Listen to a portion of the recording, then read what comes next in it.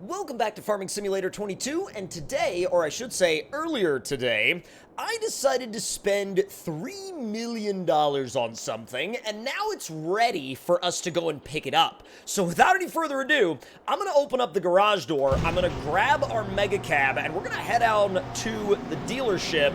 And from there, we're going to need to find ourselves a body of water, and y'all are about to see why. Oh wait, crap, I forgot to shut the door. Oof, somebody's gonna end up getting in the house if I do that. I mean, it's no big deal we let this thing warm up a little bit though, so let's pull it on out of the garage. I definitely think that this thing is worthy of that garage space for sure. I was trying to figure out what truck to put in the garage, but I definitely think that the mega cab was worthy of that spot. Not saying that any of the other trucks weren't, but still, I love this thing. Alright, easy on out to the main road.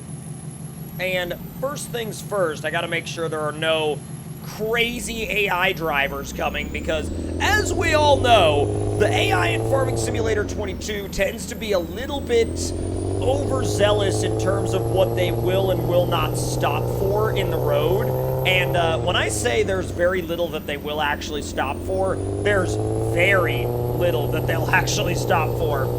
Alright, full beans, come on! This thing sounds really, really good, actually. Alright, hard on the brakes. Now, as you can see, or as you may be able to see, our $3 million purchase is chilling out right there in front of the dealership. And let's just say that this absolute behemoth has about 1,800 horsepower. And I don't know what we're going to do with all that horsepower, but I know that it's going to be enjoyable. So let's go ahead and hook that trailer up. And, oh, dude, I am so excited for this. Yo, oh my God. I couldn't be more excited for this, dude. Like, this is next level on a level that I am not even used to in FS22. Look at this. 1,800 horsepower worth of absolute fury in this thing. It is so long, too, compared to the truck. It is absolutely insanely long.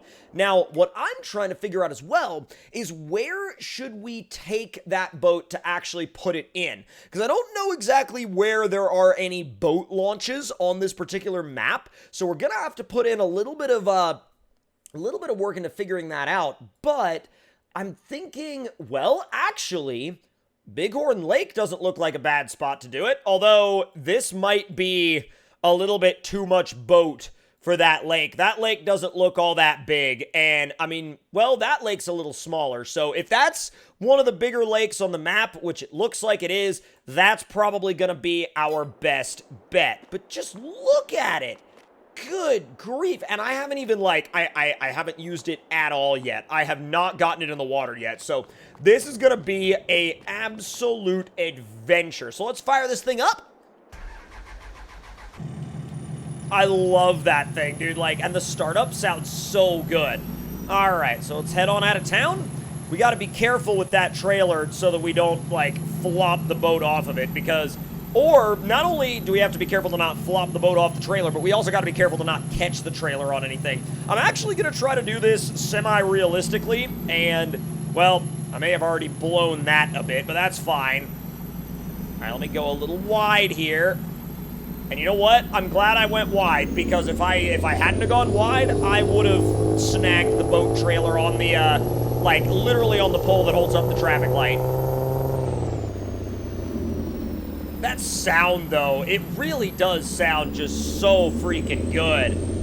Now, once we get over this bridge, which I feel like we kind of need, like, one of those wide load banners for, once we get across this bridge, we're going to make a quick right, and then from there it should be pretty smooth sailing, no pun intended, all the way up to the lake. Oh, get back in your lane, because, like, dude, the second I turn my camera around in this game, it almost never fails. The second I turn my camera around, it literally, like, spawns an AI car right there, and it's like, oh, you're done.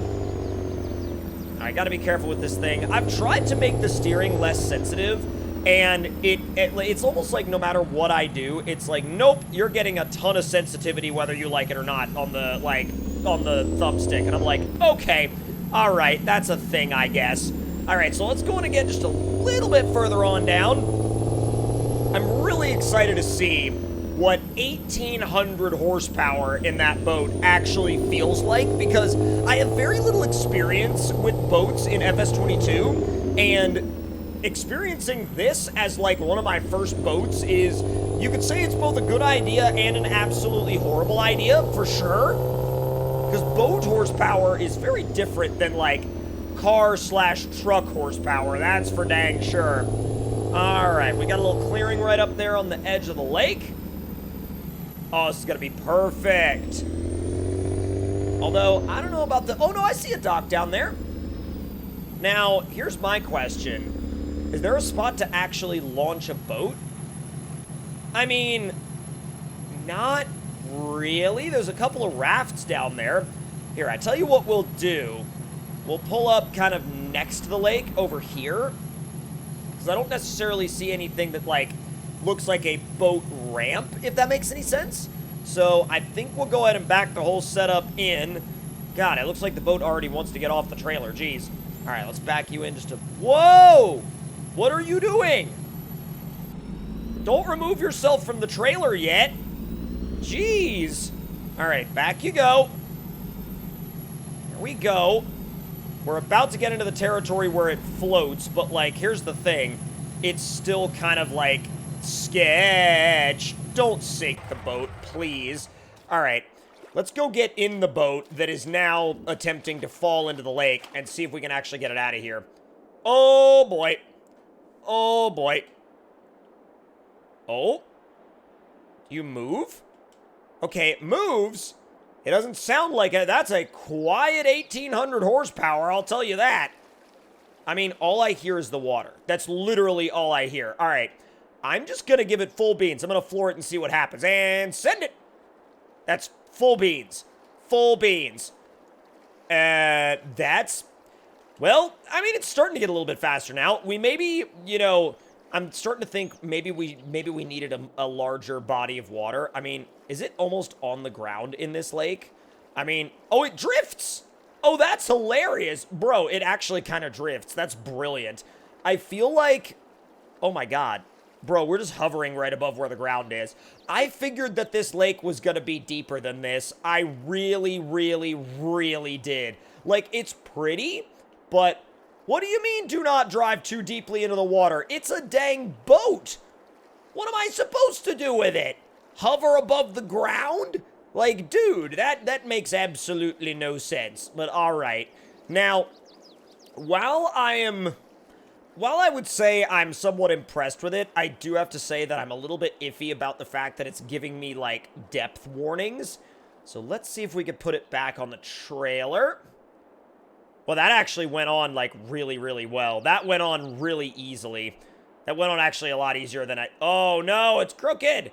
Yeah, it's crooked. This is going to be hard. This is going to be really, really hard to actually get it right. Oh, it was fine until I went over a couple of bumps, and then it was absolutely not fine anymore. Oh, no. And you're telling me that if I try to get it on, like, a little bit, like, if I get it on there a little bit off-center, then it gets stuck. Oh, that's delightful. All right, stop. Oh, no. Stop. Just stop. Just stop. Literally just stop, please. Although what's really cool, though, is that you can actually walk around on this boat. I love that. Like, when you get out of the boat, it's not like it just... Oh, well, it's not like it just drops you. You know what I mean? You can still, like, walk around and everything. I love that setup, though. That setup is amazing, dude. That setup is so freaking nice. It really does, like, tie the whole thing together really, really nicely. All right, so let's hop in the Dodge one more time, fire it up, and see if we can head for the river. The river is going to be a very interesting experiment for this, because will the boat sink? Will it get to where it wants to go? Will it stay on the trailer between here and the river? Those are all questions that I have yet to find the answers to.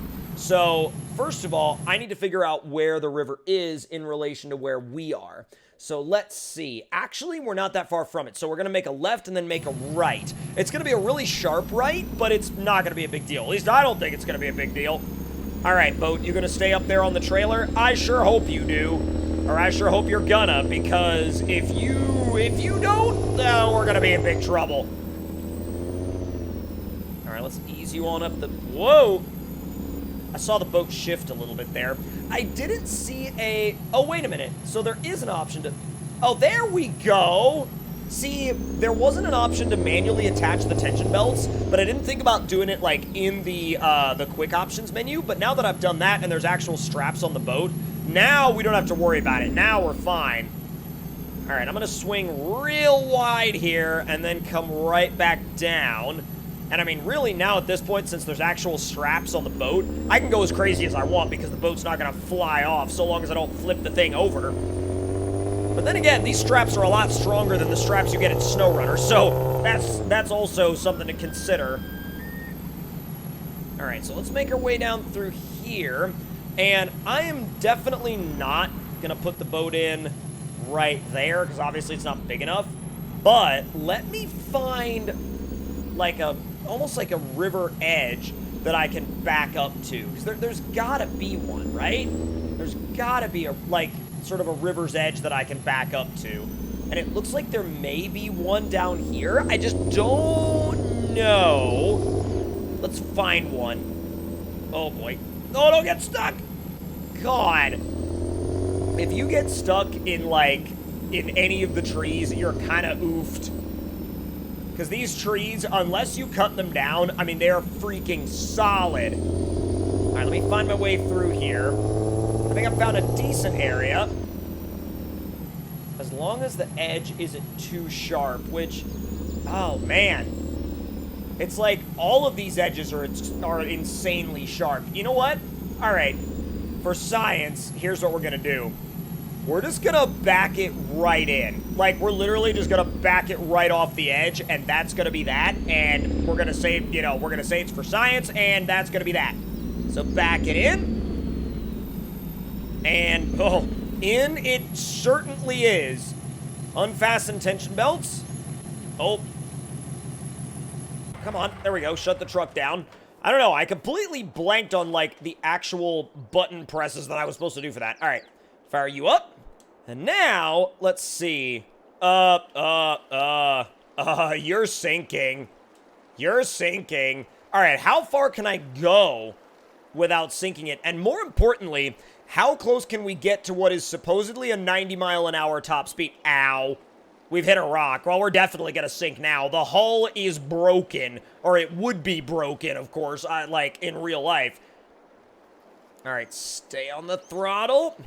And try to avoid the rocks. This is definitely a mini game of avoid the rocks. It's just weird having no sound. I spun the boat out, and I'm now on the... Wait a minute. You're telling me this can drive on land? No, okay. So it can't drive on land, but at the same time, it floods out with water very easily. This boat is very strange, and I really, truly don't know how to feel about it. Let me know how you feel about this thing in the comment section down below, but that's going to do it for this video, and if you want to see more, make sure you hit that subscribe button and turn those notifications on, and I will see you guys next time.